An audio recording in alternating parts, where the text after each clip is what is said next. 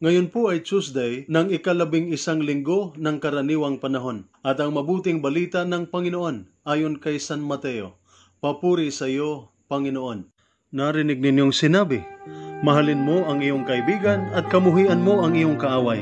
Ngunit ito naman ang sinasabi ko, mahalin ninyo ang inyong mga kaaway at ipanalangin ninyo ang mga umuusig sa inyo, upang kayo'y maging tunay na mga anak ng inyong amang nasa langit, sapagkat pinasisikat niya ang araw sa masasama at sa mabubuti, at nagpapaulan siya sa mga matuwid at sa mga di matuwid. Kung ang mga nagmamahal sa inyo ang siya lamang ninyong mamahalin, anong gantimpala ang inyong maaasahan? Hindi ba't ginagawa rin yan ng mga maniningil ng buwis? At kung ang mga kapatid lamang ninyo ang inyong babatiin, ano ang ginagawa ninyong higit kaysa iba? Ginagawa rin iyan ng mga hintil, kaya maging ganap kayo, gaya ng inyong amang nasa langit. Ang mabuting balita ng ating Panginoon. Pinupuri ka namin, Panginoong Hesukristo.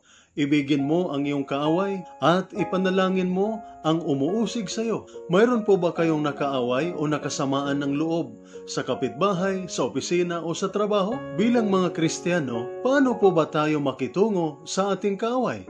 Sinabi po ng Panginoon sa mabuting balita, ibigin mo ang iyong kaaway at ipanalangin. Una, ibigin mo ang iyong kaaway. Ang ibig sabihin ni Jesus ay gawan mo ng mabuti ang iyong kaaway. Iwasan ang paghihiganti at huwag isiping gumanti. Huwag nating hayaang manatili ang sama ng loob sa ating puso. Palayain natin ang ating puso sa galit at sama ng loob sa pamamagitan ng pag-intindi at pagpapatawad. Mahalin natin ang ating kaaway sa pamamagitan ng pag-abot ng tulong kung mayroong pagkakataon.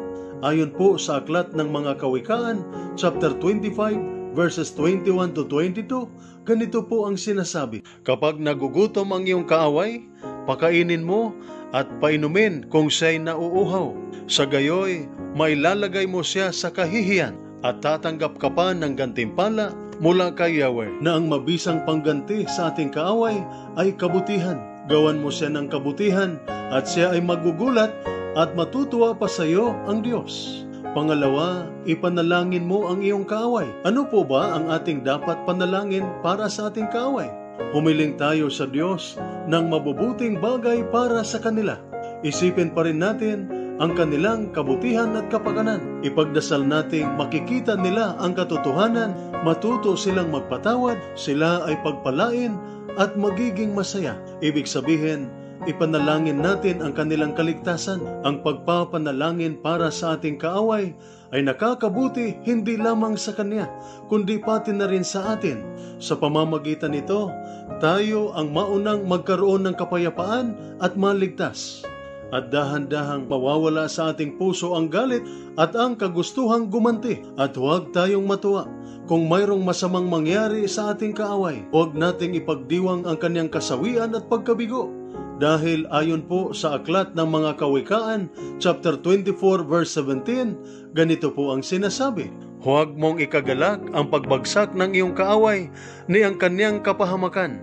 Kapag ginawa mo iyon, magagalit sa iyo si Yahweh at sila'y hindi na niya paparusahan. Huwag mong ikatuwa ang misfortune ng iyong kaaway.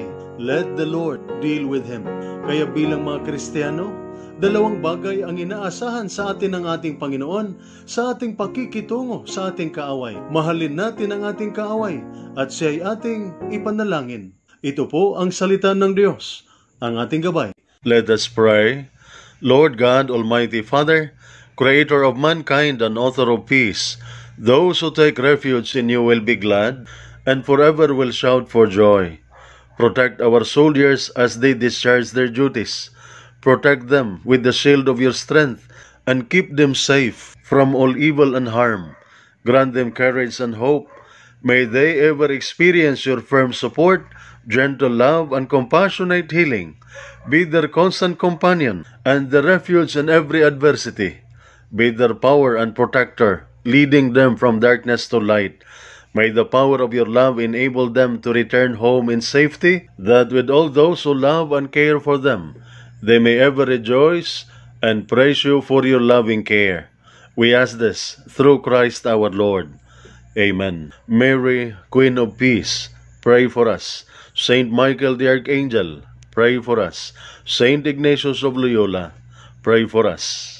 At sumainyo at sa inyong pamilya ang pagpapala na makapangyarihang Diyos, Ama, Anak at Espiritu Santo. Amen.